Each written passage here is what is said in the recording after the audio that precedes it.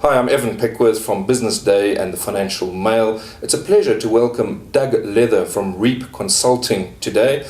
South African companies are facing a difficult time at the moment, economic growth only 2%. But often a neglected part of the equation is the consumer.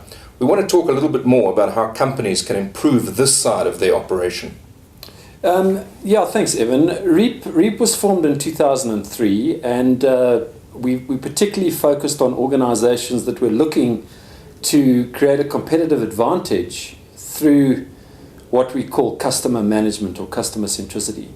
The name Reap is representative of the four levers or the four drivers of customer value management. And if you think about managing the customer asset, one needs to get the balance correct between customer retention. The efficiency element, the E in the Reap, refers to efficiency. But in this context, we're talking about cost to serve understanding. So it's understanding through modeling the current and potential value of the customer, which then allows one to spend accordingly or invest accordingly with that group of individual. The A in Reap refers to acquisition, and it's not about general acquisition necessarily. It's about organizations having a structured and a targeted way to acquire customers who are more in line with the ideal kind of customer. I mean, clearly there's always going to be a mix of high value, medium value, and low value customers, but there's a strategic thought process and a strategic tactic that sits behind that. And the P relates to penetration or customer development, cross-sell and upsell. It's about leadership, it's about enlightened leadership, and it's about leaders who strategically and intentionally decide that they want to create competitive advantage through the delivery of a unique and distinctive customer experience. And that's applicable around the world. I think what happens so often in economic hard times is organizations start cutting costs and don't necessarily move forward in a proactive way. And so often it's through cutting costs unilaterally across a customer base or across an organization that one tends to drive out brand damage or reputation damage, which destroys loyalty and destroys trust within the existing companies. I mean, clearly any organization's got to acknowledge and react accordingly to market performance diminishing, but very often don't think strategically enough about that in the context of retaining and managing their customers differently and maintaining, if I can say, a unique and distinctive experience.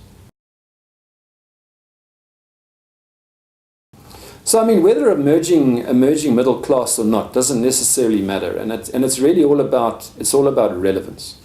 So the question an organization asks itself, an organization that is customer-centric in terms of its operating model, is what is it that the customers need and what is it that our customers want? And our customers are not one universal mass of customers. So the trick really is identifying groups of customers. In some cases it might be groups of one, but groups of customers, and getting to know and to understand what the needs of that particular customer group is, and then tailoring a proposition that is more relevant to that group.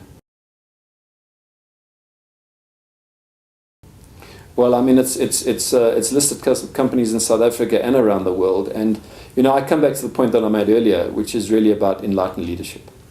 So the challenge I think organizations need to ask themselves is, how are they going to be unique and different? How are they going to stand out from their competitors? Unfortunately, we live in a world that's characterized by incrementalism and better sameness. And what organizations tend to do in a particular industry is almost exactly the same as their competitors are doing. And they don't necessarily come out with a high contrast signature experience or a significantly unique differentiator. And I think the trick, to get back to your question, is for an organization to decide around what it is it's going to become known for. What is that story? How is it going to stand out? Importantly, what does it stand against? And then drive a strategy around that is supported by an appropriate business case. So we can sit here and we can say, well, Avis does a good job consistently in terms of point-to-point delivery. Or this is an example. Sun International has a really good loyalty program for their most valued guests. All right, but it's not systemic in nature at all.